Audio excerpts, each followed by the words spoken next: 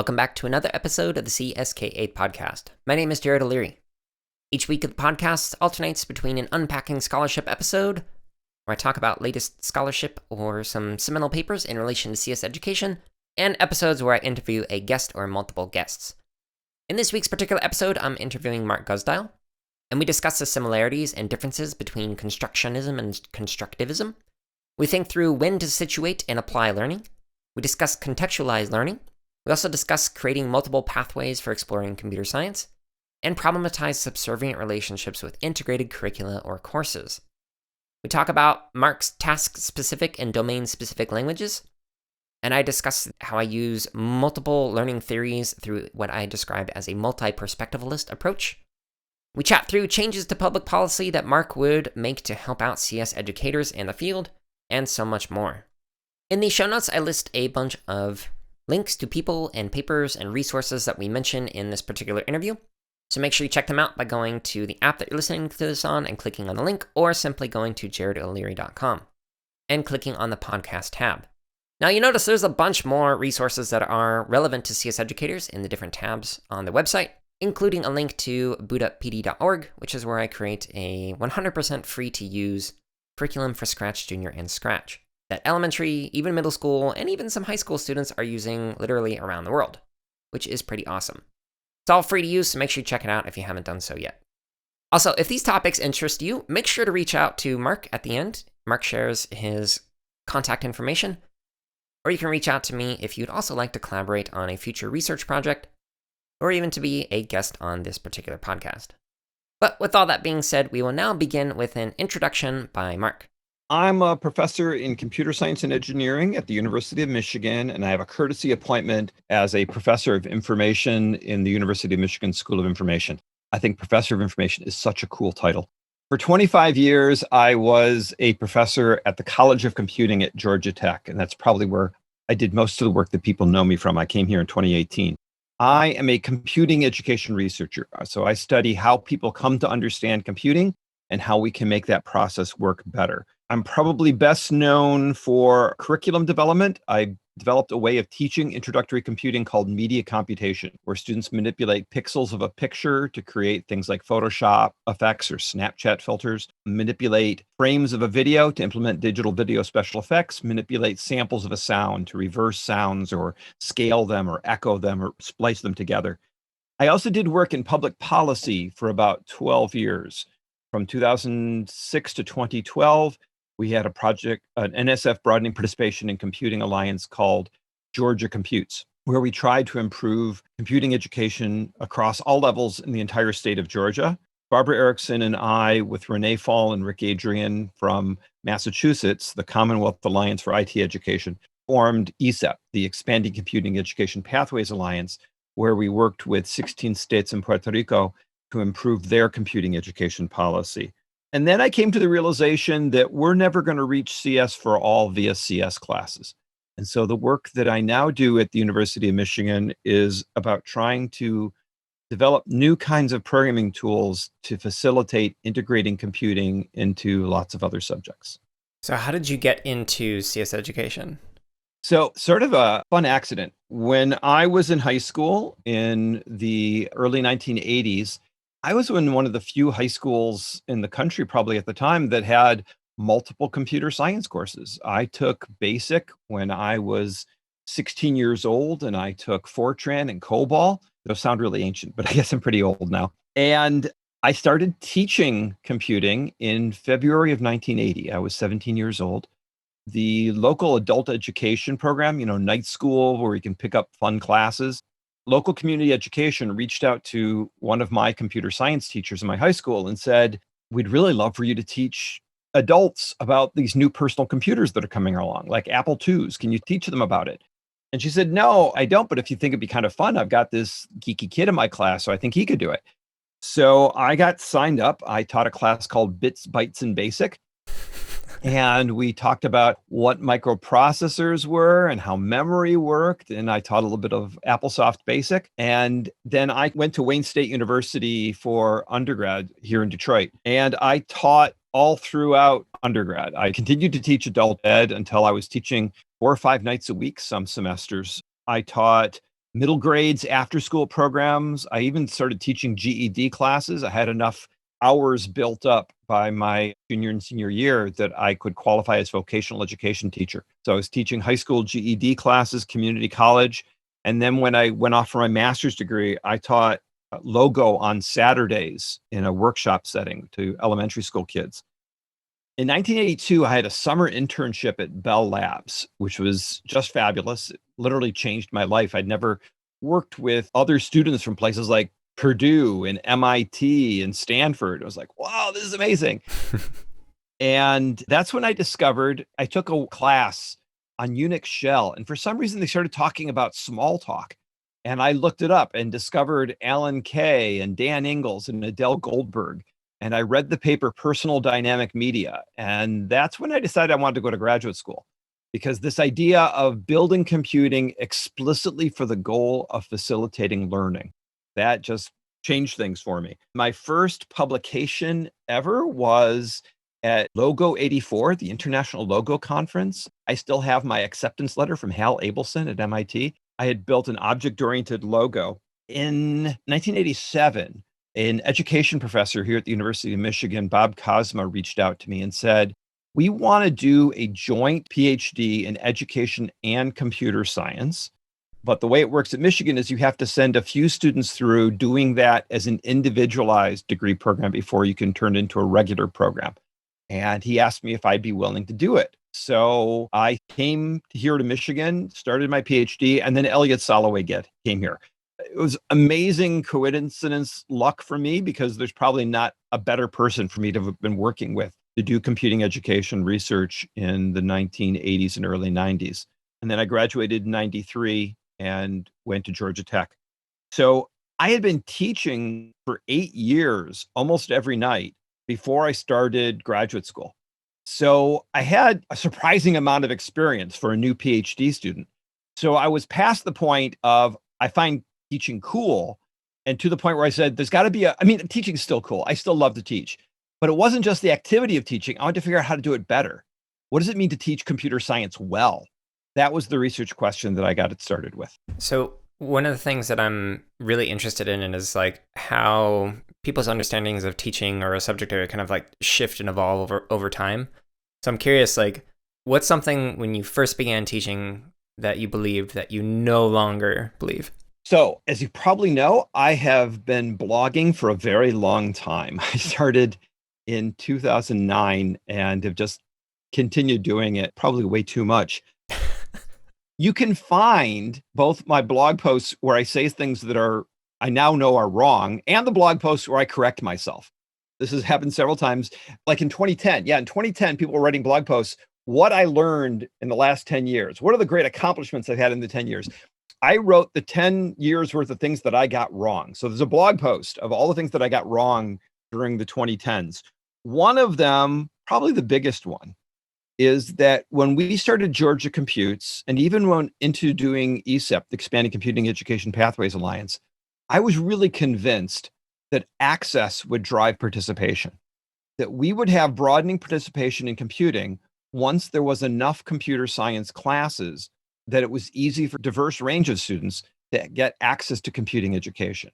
And I think we've now shown that's just completely wrong. That in several states, we're up to 40 to 50% of the high schools offer some computer science.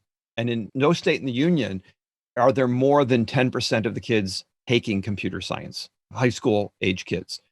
And it's much lower in Texas. It's less than 3%, same as in California. My former student, Dr. Miranda Parker, did a PhD on what influences high schools in Georgia to offer computer science or not.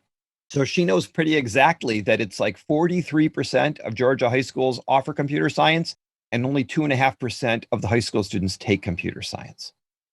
And I've always thought, since I was a young kid, computing is just so cool.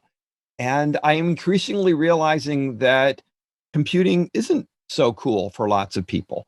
For a lot of kids, it's a negative thing. One of the things that I've observed is that if you offer an undergraduate degree in computing and don't call it computer science, it will be much more diverse than the ones named computer science.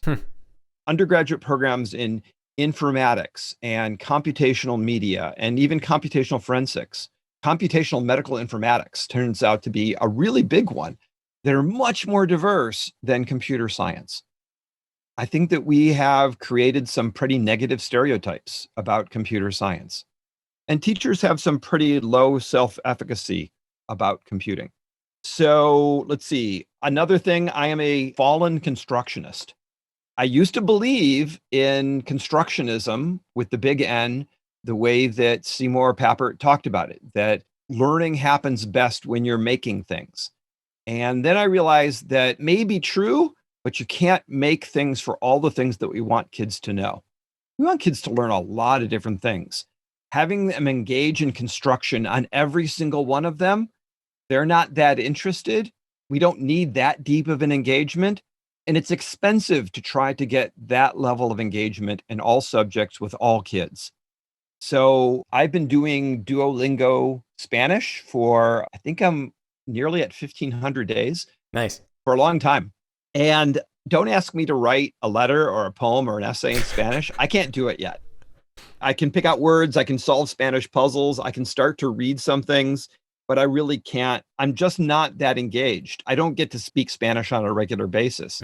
So that is too high of a bar. I will likely disengage at that level. Yeah, that resonates a lot. I'm learning Japanese just like on my own, using Duolingo, other platforms and whatnot. It's very difficult. And I'm curious with the constructionism, and you had mentioned constructivism on your blog. Like, what do you see as some like the similarities and differences between those two different approaches? Because constructivism was like came before Papert came up with constructionism. It was built off of that. So there's three different things and only two different words, which makes it really confusing.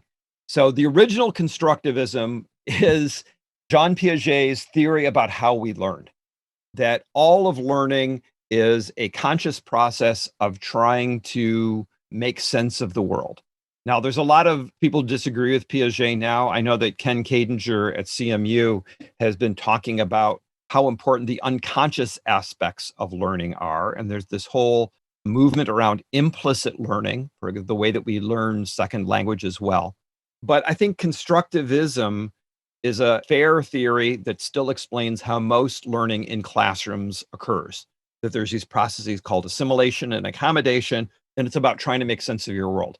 Constructivism as a pedagogical approach says, well, if constructivism is how people learn, and it's all about individuals making sense of their world, we should give individuals the ability to construct their own curriculum and learn in what way makes sense for them. And that's taking Piaget a little bit too far. Piaget's theory explains how you learn from reading a book. It explains how you learn from listening to a lecture. Those things do occur. It's not the case that the only way learning happens is by individuals constructing their own opportunities to learn or constructing their own curriculum. Constructionism with the N is this argument that Seymour Papert made that learning happens, and he uses this fabulous phrase, especially felicitously. He doesn't use a word like best. It's not clear what especially felicitously means, but that students learn especially felicitously when they are constructing a public artifact, whether a sandcastle on the beach or a theory of the universe. So it's a particular approach that says, when you're engaged in designing and constructing, and it's something that other people are going to look at, that's a terrific place to do learning. And I think that's absolutely true. But I don't think we can do that for all kids.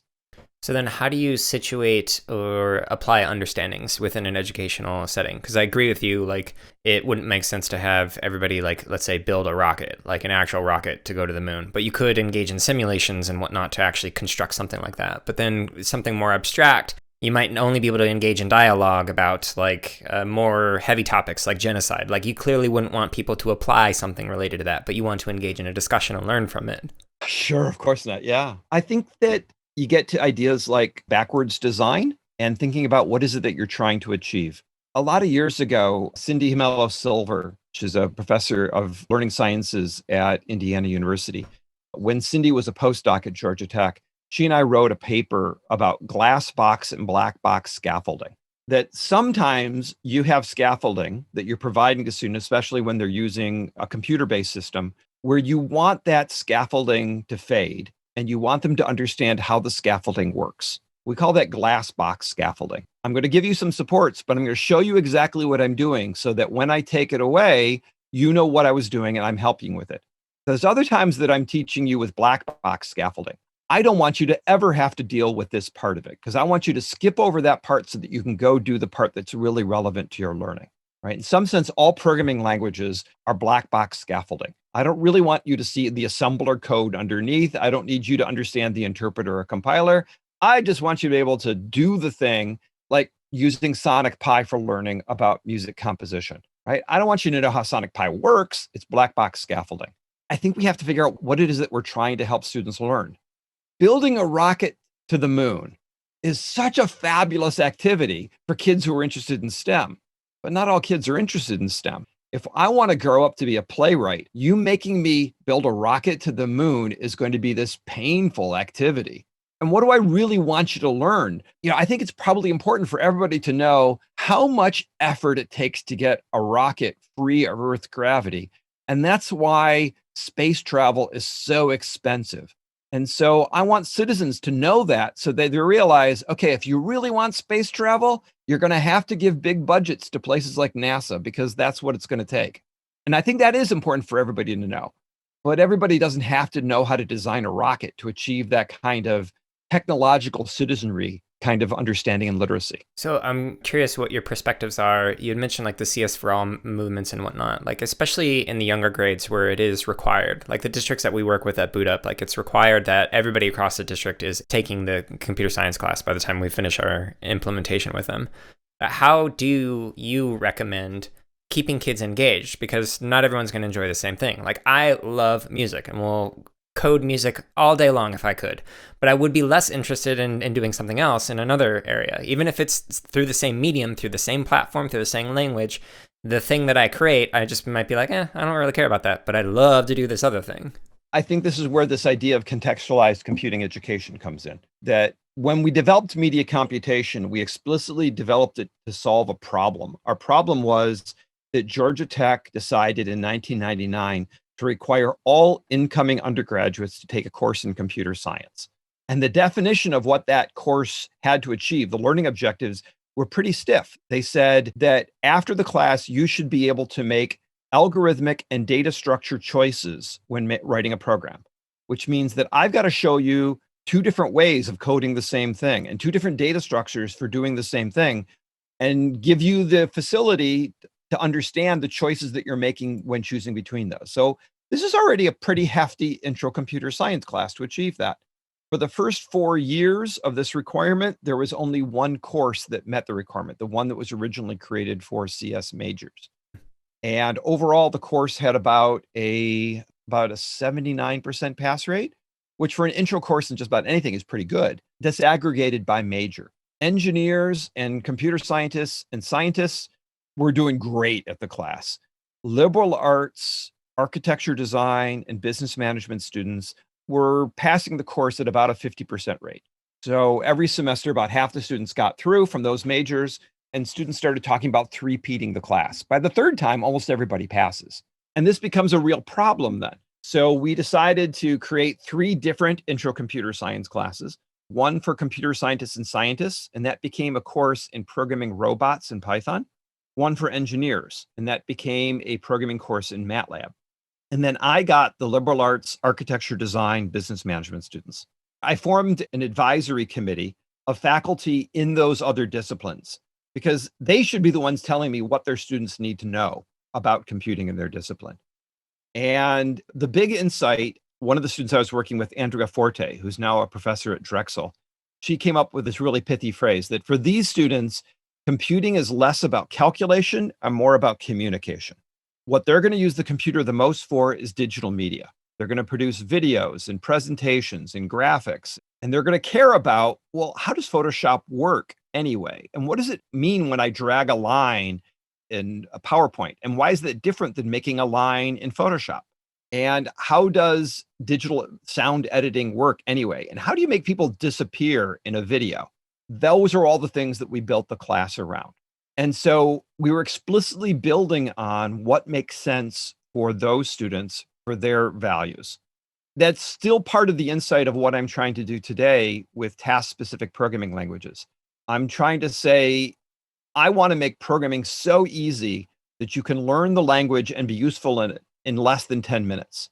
And if it's in less than 10 minutes, it's got to be tuned to a particular task, not just a whole domain, to a particular task. And if it's tuned to a particular task, I can change the user interface. In HCI, we know something about how to make programming work well for particular tasks. And if it takes only 10 minutes to learn, use it for a 1-hour lesson, and then you throw it away. The return on investment is already there. So it isn't going to be a big language. It's not likely going to be Turing complete, but now I can think about multiple languages. And if you don't like this language, if you're the playwright who's being forced to do something with a simulation of the rocket ship, that's okay. It's only one class period. You'll do something different the next class period. So we can think about programming in lots of different places, in lots of different kinds of courses for lots of different kinds of tasks. So instead of a big language like Scratch or Snap that you're going to use for a lot of things, how about little languages that sum totaled? Maybe if you see a half dozen of these little languages before you see your first computer science class, will that be enough that it will help you? I'm curious. I've got like at least a dozen or so articles that I can point to where in the abstract it specifically states like the purpose of doing these like cross-curricular connections in higher education was for increasing enrollment numbers in computer science. And to me, that puts it in the arts and other subject areas in a subservient relationship. The way that you described this is not that. It is very symbiotic in that it is complementing both or all of the subject areas that are in there. I'm curious, how do you design for, plan for that kind of an approach as opposed to the subservient relationship? Oh, I love this question because to me, it's the heart of what I'm doing now. I do participatory design with teachers. So for example, I have a big project with Tammy Schreiner, who is a social studies education researcher at Grand Valley State. She's in the history department there. And as she puts it to me, most people who become a history teacher don't choose that because they love numbers, data, and computers. But as her research shows, most state standards now require social studies teachers to teach about data literacy and explicitly to teach how to read, interpret, understand, critique, and argue with data visualizations. So suddenly these history teachers are being pushed into the position of having to have kids make graphs, charts, to be able to read maps and timelines. How do they do that? They have a need. Computing can really serve that need. I work with teachers to figure out what meets their needs. I think that we in computer science do too little, particularly those of us looking at integrating, do too little to pay attention to the teachers. We do a lot of things with, well, the kids really like this, the kids are enjoying this activity, and that's great, but you don't get into the classroom unless the teacher buys in. The teacher's the gateway to the classroom. And while we can reach a lot of kids via informal education, in the United States, we have mandatory schooling. Everybody is in school. And so if you can get computing that a teacher says, yes, this actually helps me teach something in history that I know I'm supposed to teach, but I'm a little bit afraid of it, but this tool helps me, that's a huge win. That's what we're trying to do. So I work closely with teachers to make sure that I am meeting their needs. So we do participatory design activities where I put in front of teachers several different tools and have them compare each of them and say, I like this part of this one. I hate this part of this one. I tell my students as we're building the prototype. So when we do this with a group of social studies teachers, we intermix our tools with other people's tools. And we don't tell them which is which so that we can get a fair understanding about what the value is. And I tell my students, we are building things in order for teachers to say, oh, I see what you're doing here. Yeah, that really sucks. Let me tell you what would make it good. That's what we really live for. Right? Because that's when we know that we're getting to something that could be useful in a classroom. So we've been making data visualization tools for graphs and charts. We've got another one for timelines that we're building. And we're creating another one that helps middle school students in order to be able to identify the elements of a graph, be able to say, oh, that's what the legend is telling me. That's what the x-axis labels are telling me, things like that. I want computing to be in service. Computing is changing fields all over the world, from computational science and engineering to computational journalism. If I can't help a history teacher figure out how to use computing well, then I'm not doing a good job with the computing. At what point does it go too far, though, where it puts like computer science into like that subservient relationship where it's not necessarily helping somebody understand computer science, or does that matter? I think that's a really great question that I think we know too little about. Hmm. So, because of these task-specific languages, we're literally building languages that teachers are able to learn and use in less than 10 minutes, which does create this opportunity to ask, well, what if you saw a whole bunch of them and they had different notional machines? They thought about programming in different ways. Does that help you in getting a broader notion about what computing is? I hope so, but I need to build a bunch of these and have these in different classes to be able to ask this kind of a question. I mean, it's a hard question to ask. I have this broad vision. I also think that we overestimate what people are learning or can learn about computing. If you consider this, what I was telling you about ESEP, that there is no state in the union. There are some northeastern states where they're up to 9% of their high school students are taking computer science, but in no state is it over 10%. That means that we have not introduced computing to about 90% of the high school students in the United States. We don't know what the challenges are yet. We know what the challenges are with the students who come into our classes, but they're a pretty biased, self-selected group. And I think that we're going to find that there are a whole bunch of really hard ideas that we haven't yet identified as being hard. Here's one that we're starting to identify. Our teachers, the history teachers who come into our workshops, for the most part, have never seen HTML. The whole idea of here is one representation, HTML or code, that generates this other representation, a web page or an execution or a visualization. They've never seen that before. The idea of a computer as a device that transforms representations is a novel concept. I think that's the sort of thing that we have to think about. We actually have to teach that. That's a hard idea, but that comes before anything that we could teach about coding. Yeah, I think it also requires a lot of shifts both in pedagogical approaches, but also in the way things are designed. So I co-authored this paper that was talking about like the neoliberal culture in music technology and how we are creating these artifacts that are not meant to be modified in any way, and that is forcing certain kinds of music engagement and limiting others or preventing others. And so what we argue in that paper is just basically, if we learn from, like, I don't know if you're familiar with like chiptunes and chip musicians and like the whole mod culture scene, both with the hardware and software modifications that people do around video games.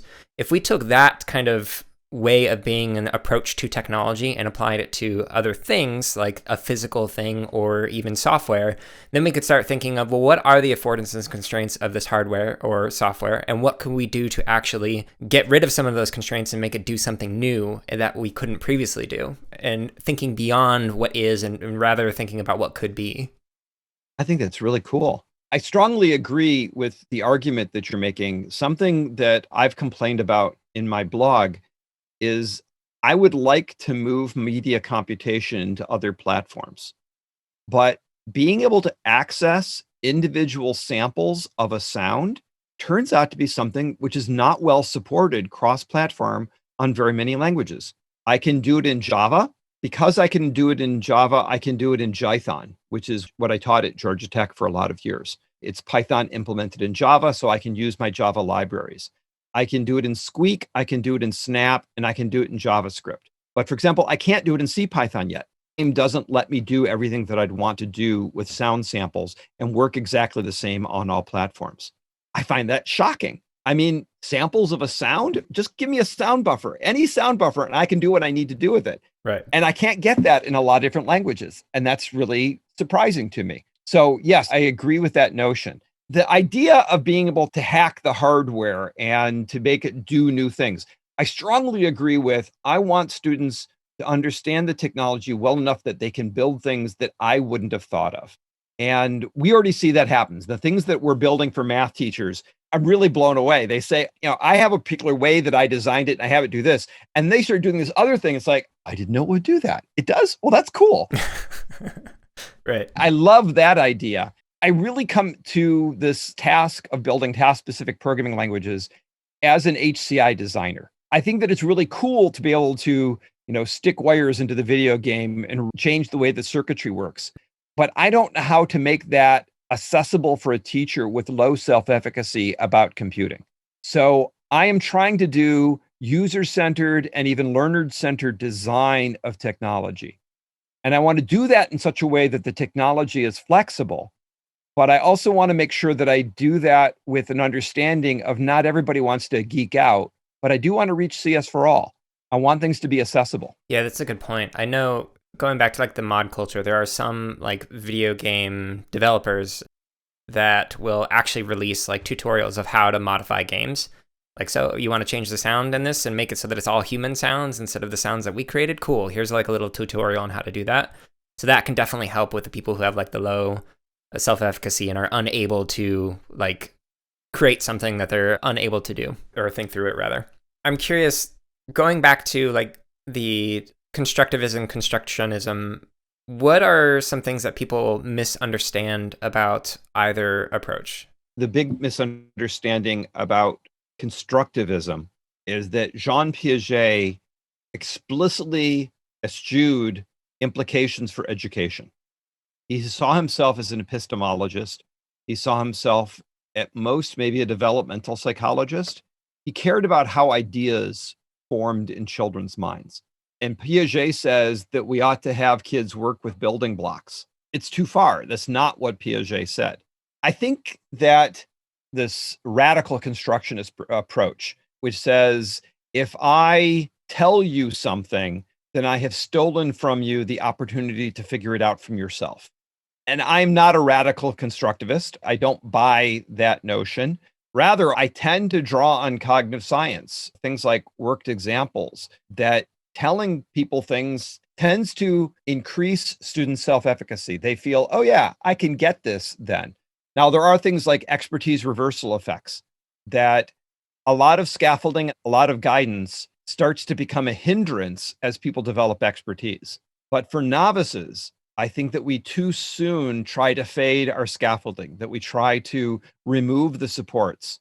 I sometimes get into fights with computer science teachers who say, well, I think that the unit tests should just give you a green or red. You either got it or you didn't get it. And I point out, well, the unit tests actually have a lot of error messages and feedback you could give to the students. Yeah, but if we give them that, they won't try to figure it out for themselves. And I think that's wrong.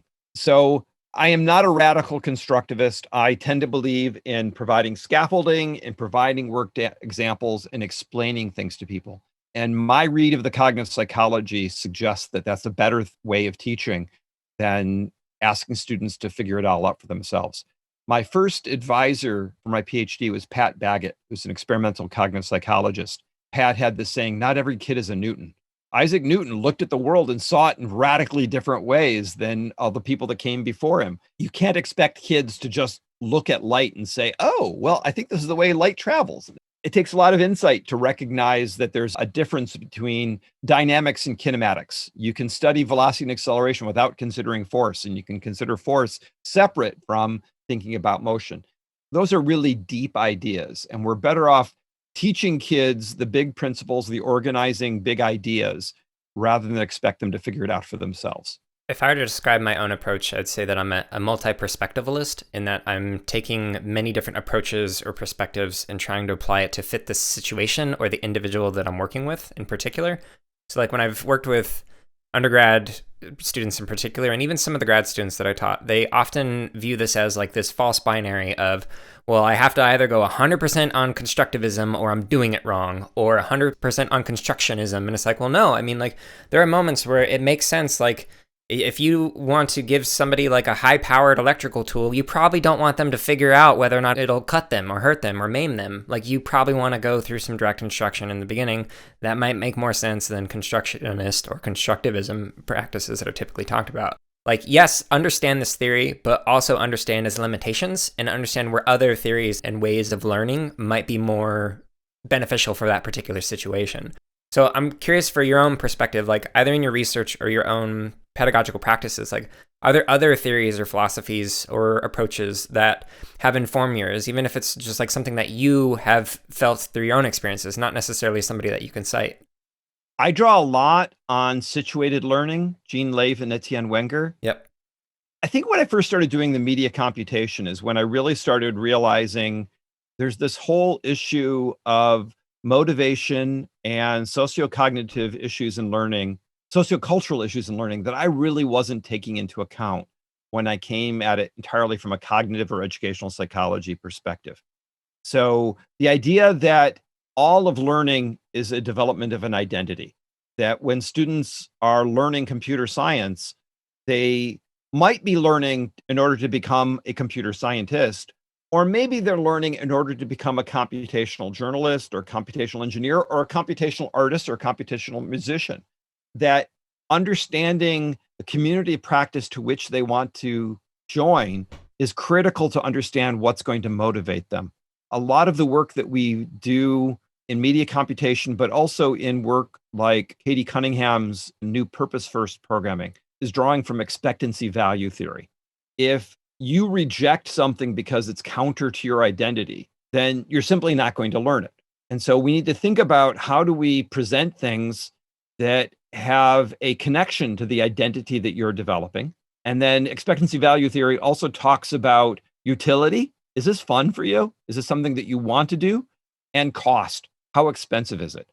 So by reducing the complexity of the programming language, of improving the scaffolding that we provide, we can reduce cognitive load, we reduce cost. And if we also make it more fun, if we also connect it more to their identity, we increase benefit. So situated learning and expectancy value theory are two of the theories that I draw on a lot and how I think about my research. I just had the opportunity this last semester to teach my first engineering education research class, which was great fun because the course was on theoretical and conceptual frameworks of engineering education research. And we covered a whole bunch of theoretical frameworks that I'd never used before. And they were really pretty amazing. So I'm now a big fan of variation theory, which says I can teach you X. There's a whole lot about X that you're really not going to understand until I show you X prime too. And you realize there's differences between X and X prime. And I really like that a lot in understanding how I have to give students more than one way of viewing the world if I really want them to understand the nuance of a particular approach. And then I also had my first introduction to critical feminist and critical race theory, which I'd never really drawn on before. I just did my first blog post where I tried to use critical feminist theory because these are really important perspectives if I want to draw on a diverse student body. So I'm learning a lot about all of these. Yeah, I like that. I too am continuing to learn. I'm curious from the situated learning. Have you read James Paul G? Yeah, I just did my first reading, his piece on identity and the 4 different types of identities. That was pretty important in my class. Yeah, he was a professor of mine, so I took his discourse analysis course, which ended up I used corpus assisted discourse analysis for my dissertation. And so I took his class on discourse analysis and I've read pretty much all of his books. He's very heavily influenced my own thinking in terms of the situated understandings and whatnot. So a lot of what you were saying was wow, this sounds a lot like G. So that makes sense that you've read him. Well, only a little bit. I want to dive more into it. I haven't read much of G on discourse analysis. I know it exists because I see it referenced when I'm reading the stuff on identity, but more things that I have to learn about yet. Yeah, well, he built his understandings of affinity spaces and situated learning and whatnot off of Levenwenger. So that was coming from there. So you're starting with the roots and whatnot of a lot of his discussions. But so you had mentioned that you've written a lot of blog posts. One of them, it was a while ago. You had crossed over 1,000 blog posts at that point. It was blog post 999. I'm curious, what has surprised you over all of those blog posts that you've written about? I can never predict when a blog post is going to take off. I'll put so much effort into this one blog. I mean, sometimes I will take weeks to write a particular blog post. I'll be developing the ideas, I'll get feedback from other people, and then I'll put it out there and it just goes, whoop, people will read it and then there'll be no discussion. And then other times I'll put out a blog post that's just, oh, okay, this is what I'm thinking about right now. And I'll get all this Twitter responses and all kinds of comments and I'll have annoyed somebody. So that's sort of been the biggest surprise. What are the social trends? And sometimes you hit a blog post that are touching on huge social trends. And then other times, because Google, will index my blogs, I'll find an old blog post that suddenly explodes. and I don't really know why, though it's fascinating. My two most read blog posts, I think, still are the one I wrote on cognitivism versus constructionism, and one on disaggregating Asian American attainment. We tend to talk about Asian Americans as doing very well in terms of traditional academic success, but it turns out that if you disaggregate the different Asian countries, you get very different success rates. It makes sense. There's different cultures, there's different socioeconomic status, and it's totally obvious in hindsight. And this was just Rick Adrian had shared with me a report, and I just shared this graph. And then one day it's like, your blog post has just had 10,000 hits today. I'm like, what? Because I've blogged for a long time and tried to blog on the things that I don't see elsewhere. I don't blog as much anymore because now there's a whole bunch of stuff on computing education, CSTA and CS for All. And there's a lot of folks that are producing material. I can stay in my niche, just computing education research. I don't have to draw on all these different places. But I'm trying to post the things that I'm not seeing elsewhere that I think are important for people to see, for people to think about. Recently, I've been blogging on the difference between computing education and engineering education, because in Europe, there are several centers for computing and CS education research. And in the United States, most computing education research, that if there's an academic unit formed around it, it's about engineering education research or computing and engineering education research. The new Succeed Center was just set up at Florida International University, which is the universal computing, construction, and engineering education. I forget what the D stands for, but that's where the Succeed comes in. That's really interesting. Buffalo has a engineering education research program with several computing education researchers there. So I'm struck by the distinctions between computing and engineering education, and the fact that Europe tends to see them as being more distinct. In the US, we tend to clump them together. Engineering education doesn't do a lot with K through 12. In fact, there's a National Academy report on K through 12 standards for engineering education. And if you read the report, you find that it doesn't have standards in it. The report said, we decided not to. And it gives their reasons why. Much of engineering education, and it's going to sound like just a totally obvious statement, but it's been a revelation for me. Engineering education is about producing engineers. Computing education is not necessarily about producing computer scientists, because there are so many other disciplines that need to know about computing to further their goals.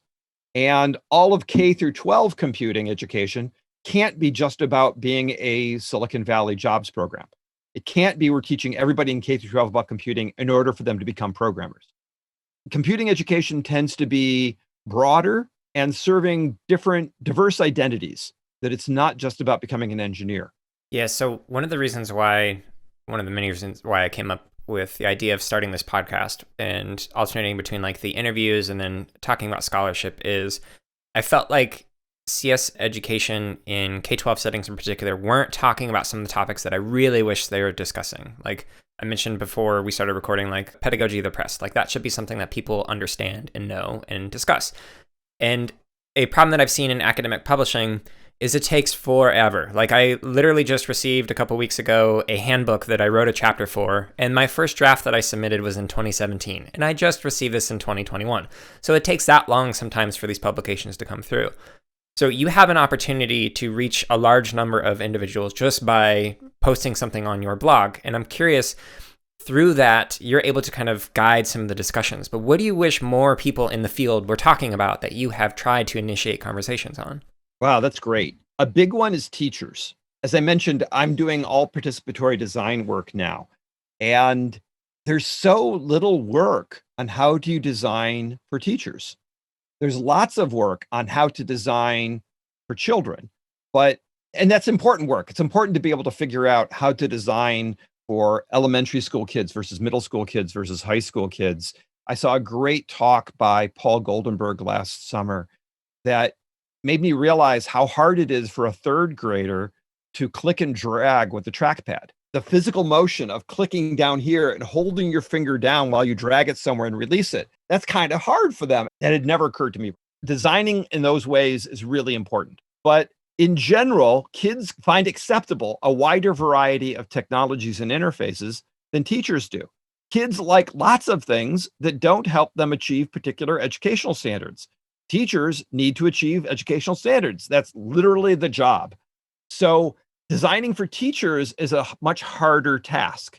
I worry that sometimes technology developers and curriculum developers sort of cheat by playing directly to the kids. Kids will like this. Well, yeah, but kids don't necessarily know what's good for them. Getting teachers to like it means you've got to argue with an adult, another adult who is at your same level and understands things that you don't. And so I think it's really important for us to figure out how to talk to teachers. I'm also really interested in the growing body of literature that says CS faculty, undergraduate faculty, are more resistant to change than other STEM teachers. Really? Huh. Yeah. So there's this wonderful paper by Charles Henderson, this big survey of like 2,000 physics teachers. And I'm going to get the numbers wrong, but it's something like 70% of them knew 2 or more research-based methods, and 50 to 60% of them had tried one of them in their classroom. Similar surveys of CS teachers find the numbers are more like 12%. Wow.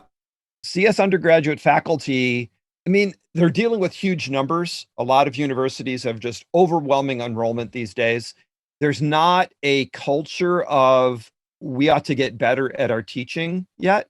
STEM education, chemistry, biology, physics, they've all been doing it long enough that there are really well-developed discipline-based education research communities, DBERS. Computer science is really new.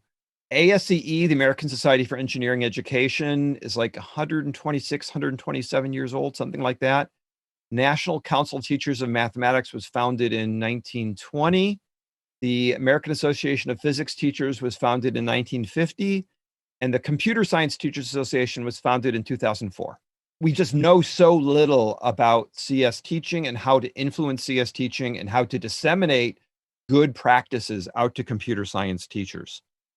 There's a lot of assumptions that we make about teaching computer science that are based on the fact that so much of programming and computer science has grown out of industrial practice.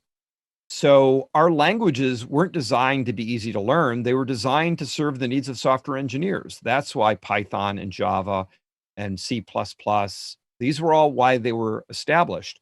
And somewhere along the line, people made the argument that the first language didn't matter. The idea was any language, you're just going to learn the concepts. And I think all the data that we have says that's wrong. And I'm kind of curious as to where we ever got that idea in the first place. My hypothesis is because the early programmers were all really good at math. And so they transferred their knowledge of math into different languages. But if you learn a language for music, for example, and now I'm going to teach you web scraping, it's not at all obvious why you think there would be any transfer from Sonic Pi to working with Beautiful Soup in Python. I think the first language matters a lot. Yeah, I agree. We mentioned before recording the conversation, like talking about how I was unsure how kids would do going from syntax light to syntax heavy. Whereas the other way around, they might feel liberated. Finally, I don't have to worry about semicolons, curly braces. But when they all of a sudden have to add that in, it's like, well, why do I need to add in all that extra junk? There's this really interesting body of research, which when I tell it to CS teachers, they're often very skeptical, but it's actually been replicated a couple times. If you're going to teach both iteration and recursion, you should teach iteration first, because recursion is actually an easier concept. There's a bunch of evidence that says if you teach recursion first, students will just want to do recursion all the time. And then when you try to teach them a for loop in JavaScript, that's a pretty complicated thing. And they're like, why do I have to learn all that? Why can't I just keep doing recursion? And so it turns out that if you do iteration recursion is hard then because, well, it doesn't look like iteration and you don't specify all the things the way that you did on iteration. And so there's this negative transfer from iteration to recursion. But if you have to do both, iteration before recursion turns out to be a better sequence to do. Yeah, that makes sense. And then what you're talking about just before that, like talking about the different languages and which one to pick, it reminds me of the interview that I did with Andreas Stefik and his investigation of basically like a normal programming language versus a placebo language, and how like some of them underperformed against the placebo. And I was like, whoa, that's not good language design. Yeah, Perl is worse than Randomo, and Quorum is amazing. Your mention of computer science being a relatively new field, it comes with like some benefits and then some constraints to it. Like I was mentioning with music education, a lot of it's anachronistic. We're building off of ideas from Lowell Mason, who introduced music education in the schools in the 1800s. And like, yeah, that means we have had a lot of trial and error, but it also means we're kind of like set in stone in a lot of ways. And it takes a lot of effort to like get more up to date with modern music making practices and whatnot. But with computer science, it's like the other way, where it's like, well, we don't really know what works, so we're just going to try anything and everything. Yeah, absolutely. My teaching changed dramatically when I was introduced to peer instruction. And I was actually blogging when Beth Simon convinced me to finally try it in my class. And I remember the first time that I put up clicker questions using Eric Mazur's peer instruction technique. I talked about it in my blog. It's like, my students don't know this. I can't believe my students don't know this. And now I do peer instruction all the time. First of all, because I deeply believe in active learning, and that the idea of active learning, it's constructivist, but it's also so much about motivation. Just get everybody to stop sitting there and falling asleep listening to me and make them do something. That's just about shifting, helping them to re-engage, getting them to talk to somebody else, making sure that all of their ideas get tested. That's what it's about. But I also do peer instruction all the time to inform my teaching. I always put up questions that I think everybody's going to get, and they don't. It's like, holy cow, I'm not getting this across yet. So it's about computing. There's been these wonderful studies of peer instruction with paper and pencil where people have to hand in their votes. It does not work. Computing is actually critical to making things like peer instruction work.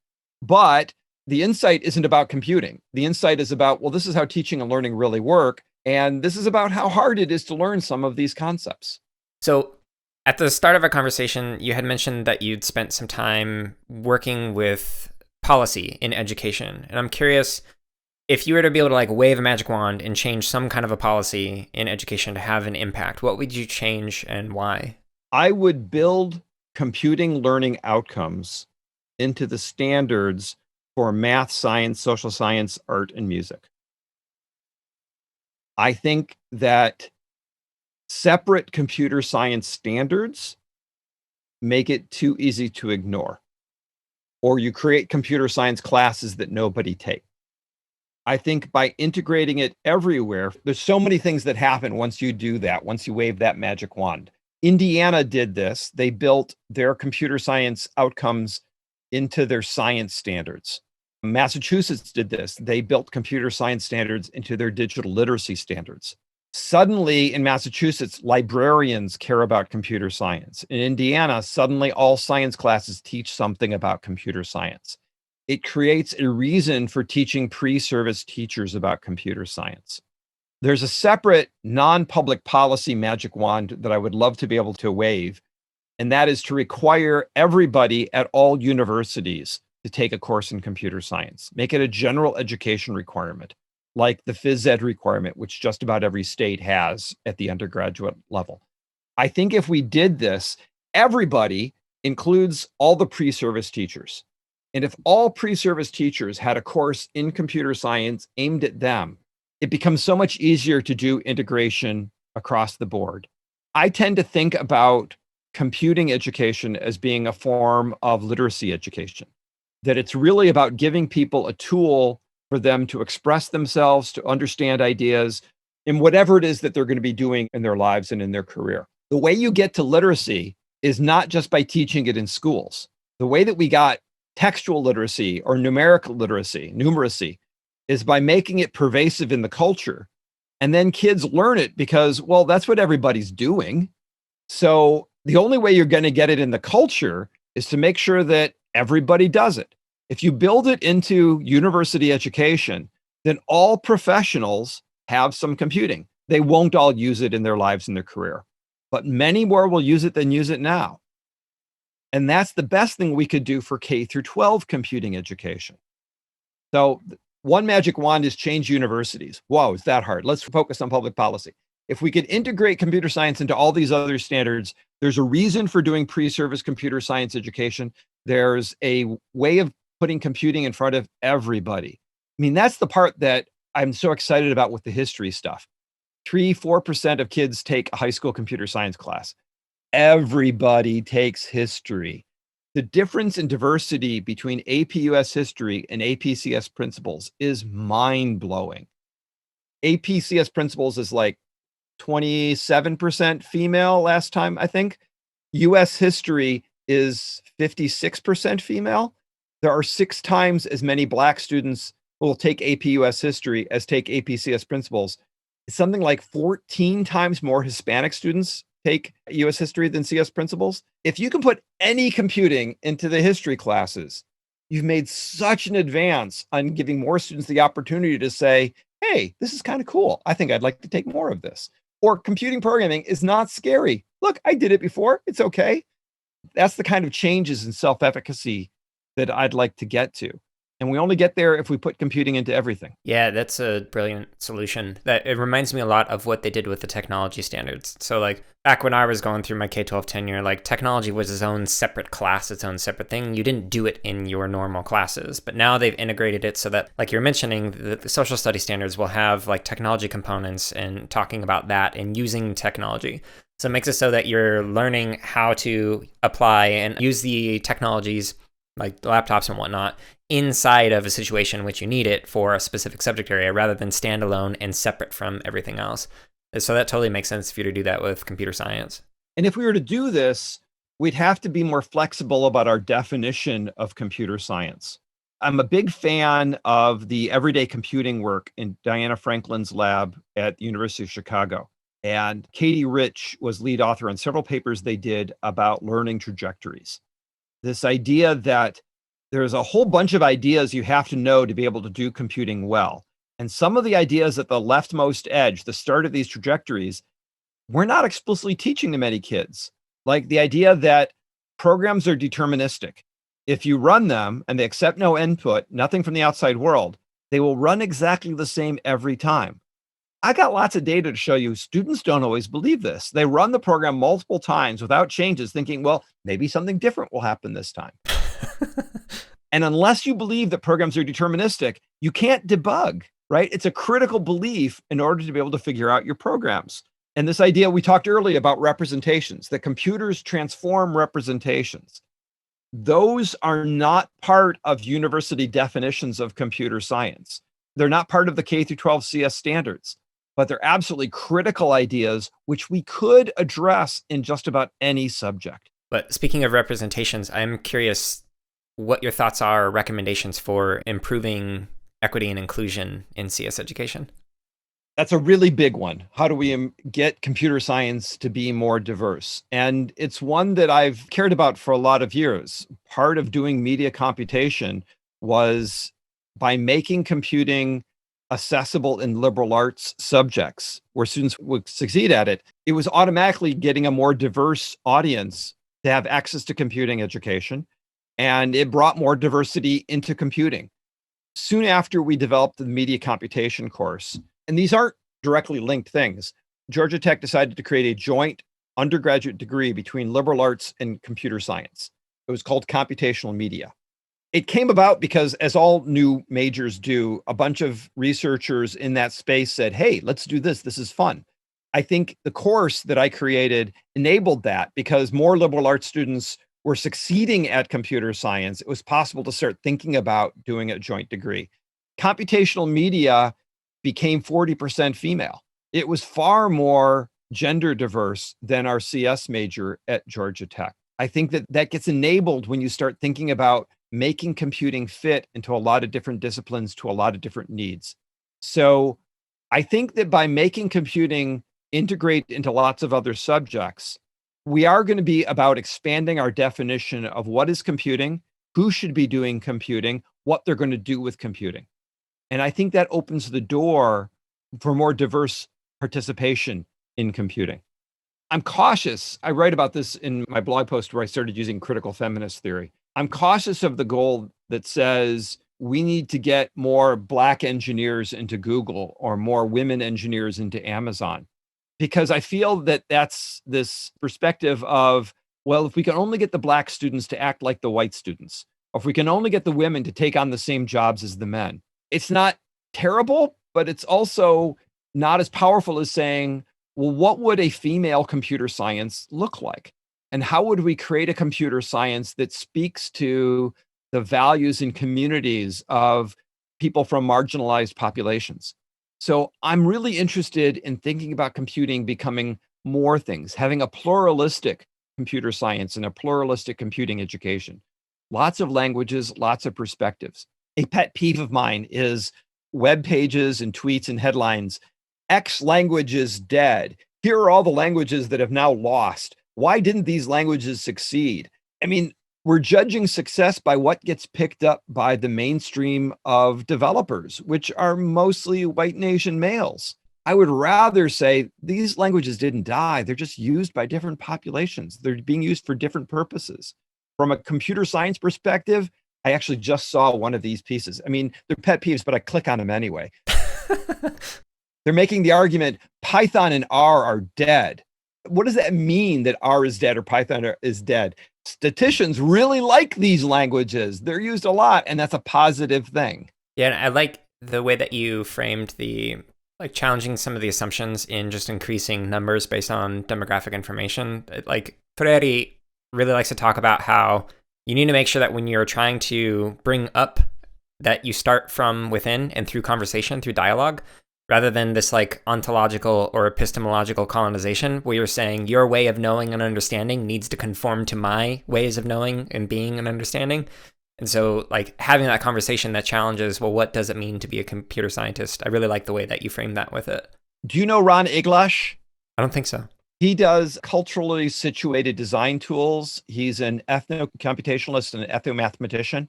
And so he looks at things he talks about heritage algorithms, the algorithms that certain Aboriginal people may have used in how they lay out their villages, or the algorithms that are used in how he talks about hand-printed cloth in various populations. He works with a variety of different groups. Let me pause. There's this notion in NSF about the future of work. What do we do when AI and technology puts lots of people out of work? Ron thinks about it in exactly the opposite direction. He says, there are all of these artisanal economies. People are always going to value things that are made by hand. How could we use AI and robotics and technology to support artisans?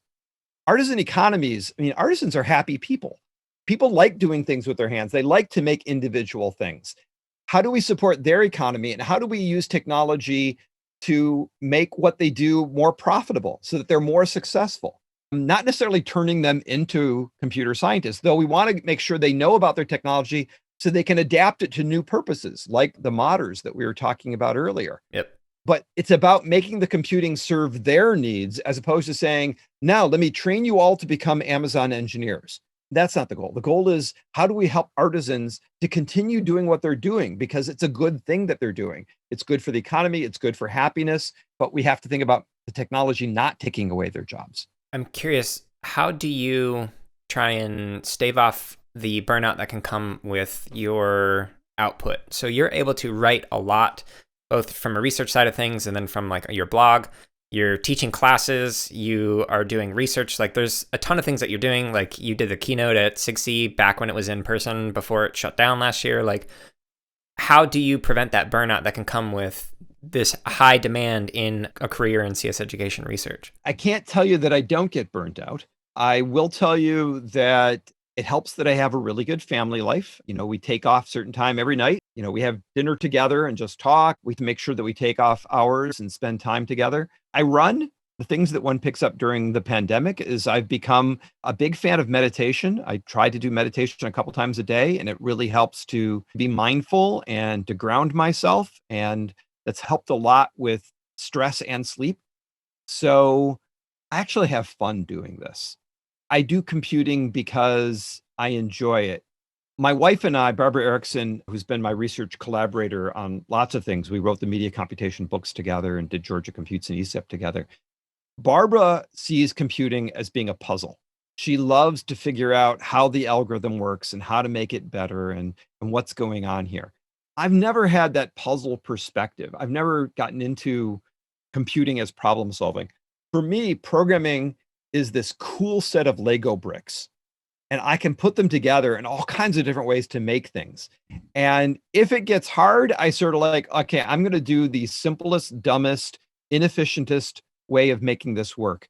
When Barbara and I were writing the books, I would leave notes in the source code. Okay, Barb, I know this is a sucky algorithm. Could you please just fix it and not give me grief about it? Because she's much better at that than me. So I get to play with Tinker Toys and erector sets all day long. It's great. It definitely resonates and makes me laugh. There are times where I look at the things that I'm able to create and explore through my job, and I'm like, wow, this is fantastic. Not many people can say that they are able to have fun doing these things and then have fun creating things that actually have a large impact. Like the boot up curriculum, it's free, anyone can use it, and it's used around the world. So like, that's awesome. Not many people can say that. Yeah, it's true. What do you wish there was more research on that could inform your own practices? I'd like to know more about where non-CS teachers could use computing. And this is a hard area to do research in. It's not so hard to identify the challenges students have in learning something. It is harder to figure out which subset of those might be addressed by appropriate computational tools.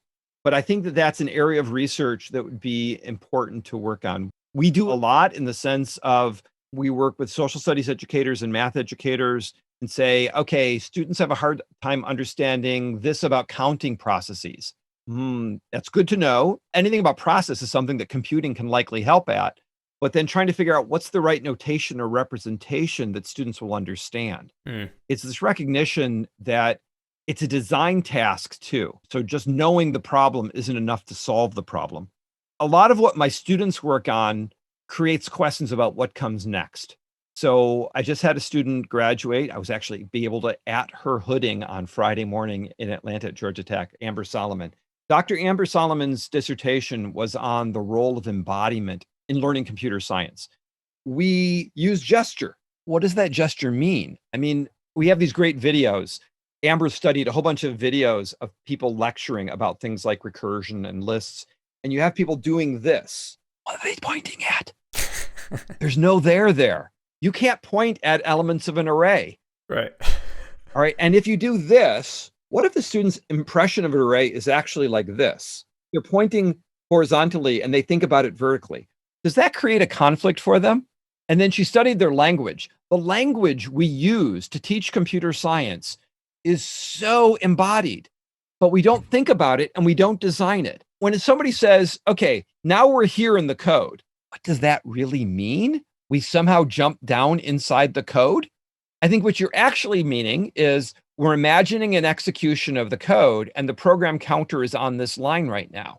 But to jump from all of that to we're here in the code, how many students are getting confused that they're not making that connection of shifting metaphors and shifting language? Right. And we don't know anything about this. We now know from her dissertation that there's a lot of embodiment in the way that people talk about computer science. But we don't yet know how the students understand all of that embodiment. So that's a big area of research.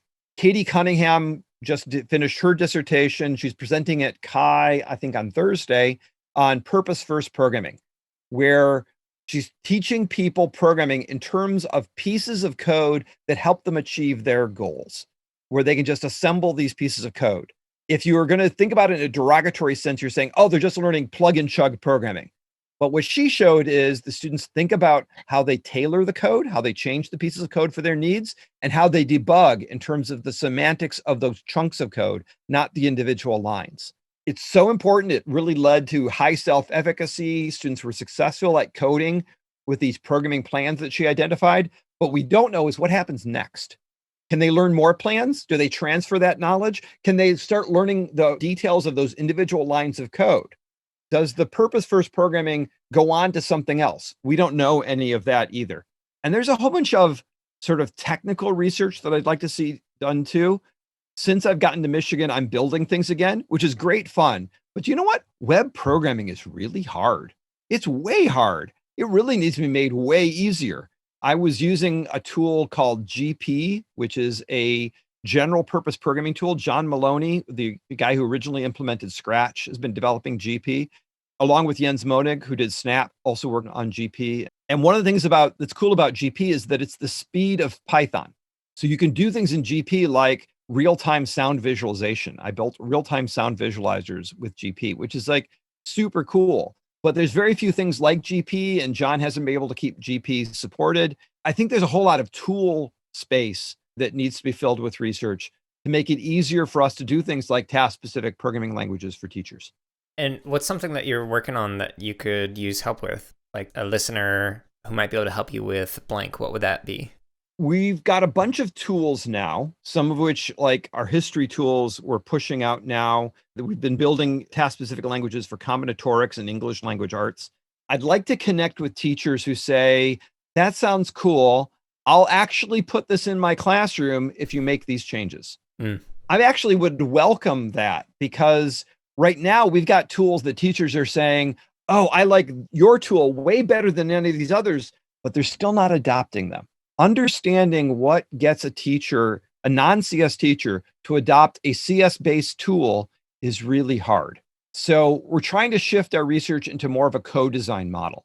What we're doing now is we're building tools. I work closely with my collaborators in social studies and math education, and then we do teacher workshops and say, here's the tools. The teachers say, cool, silence. Rather, we'd like to work with a handful of teachers who say, okay, I promise you I will use this, but I need X and Y features. Okay, I'll give you X and Y features. Now let's study what happens, because we haven't really been able to study much classroom implementation yet. Now, part of this is the pandemic, right? That makes everything harder for everybody. Yeah, hopefully there's somebody who's listening that's got some teachers in mind that they could reach out to you and recommend them to actually assist with that. Do you have questions for myself or to the field? I'm going to generalize that last one. If you could have any kind of programming language you'd like for your classroom, what would you want? A lot of the work that I've been doing was inspired by a conversation I had with Colby Toffel-Grohl, who's a science education researcher at Utah State. And she said to me, you know what would really change my world is if I could type in a scientific equation, a mathematical equation, directly into Scratch. So rather than drag and drop blocks to do a mathematical equation, let me just type the equation. And better yet, if the equation could look like the way it looks in the math book or the science book. And that just blew my mind, because, I mean, we're not actually adding anything computational to Scratch. What we're changing is the user interface. Right. And that's what made me realize that a lot of what teachers want is not about adding anything new computationally. It's just, could you make the user interface mesh better with my class? So I'd love to hear more of those things. I would love it if Snap did X. I could use CodeApp, but I want to be able to see a textual coding language on top of CodeApp. Whatever it is, those sorts of things, because it's just the interface. Now, I don't want to belittle doing user interface. I work with HCI researchers. I see myself as an HCI researcher. That's hard work, but that's not like inventing a new programming language. That's about taking a little bit of programming and wrapping a new interface around it. And that's doable. And I think that's really important. Yeah, I agree. It'd make my life a lot easier if I could just type it out into Scratch rather than having to drag in all the different operators when creating something. Yeah. Are there questions that I haven't asked that you'd like to discuss? You had this great comment about what is holding back educators in the field or what we can do about it. And I think the thing which gets in the way a lot is CS arrogance. That's not real programming. I mean, you're learning Scratch. Maybe one day you can go learn a real programming language. Right. I think that we see computer science as being owned by a computing elite, as opposed to being something we want everybody to have access to, that we want to push it out. And it's about sharing this wealth as opposed to just being kept with the wealthy landowners. I'm part of this task force. I'm a co-chair with a computational cosmologist, Gus Everard. Such a cool job. This task force is defining computing education for undergrads in the College of Literature, Science, and the Arts. It's the largest college at the University of Michigan. It's sort of the liberal arts and sciences part. And we're trying to define computing education for all of these folks. A couple of weeks ago, Gus and I made our preliminary report to the executive committee of the College of LSA. And one of the members, raise their hand and says, I got one of those requests for an interview or a survey, but I didn't respond because you said you wanted people who do computing education. And I don't do computing education. Now that I see what you mean, could you use the word digital instead of computing, please?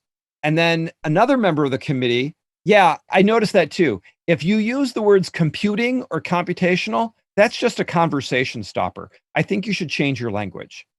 And those two comments I've been thinking about for weeks now.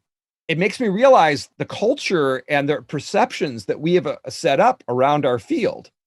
And I think that if we really want to reach CS for all, CS has to become a service field rather than an elite. We have to think about serving all these other fields and building things that they want, as opposed to saying, oh, but wait, we have to teach them this way because otherwise it's not real computer science. Yeah, that'd be interesting way to kind of step around some of the baggage that comes with what does it mean to be a computer scientist if it were defined as something different. But then we get into the arguments that we get into with like computational thinking with, well, what's the definition of this thing? Yeah. When you list things that I used to believe that we could define computational thinking. I have now done it so often in my blog, I totally give up on that. Yeah. I'm much more interested in putting computing into classes that serve those classes' needs. Data literacy is hard. Counting processes are hard. Thinking about language in English language arts is hard. Computing can help with those and make them more fun. Let's do that. And let's not worry about whether it's computer science or computational thinking. I like that. So I'll ask the last question. So where might people go to connect with you and the organizations that you work with? So probably best way is through my blog, computinged.wordpress.com. From there, I link to just about everything, all the papers that I work with. I've mentioned some of the groups that I work with, like the ECEP Alliance. While I'm no longer involved, it's still going on. I'm so glad that other principal investigators will come along to carry the torch. So ecepalliance.org. I think they're up to 23 states in Puerto Rico that they're working with, which is really tremendous. If you Google Mark Guzdial, there's not that many of us. You might get confused with my son, Matthew Guzdial, who does machine learning and creativity at the University of Alberta, but we're pretty distinguishable. And with that, that concludes this week's episode of the CSK8 podcast.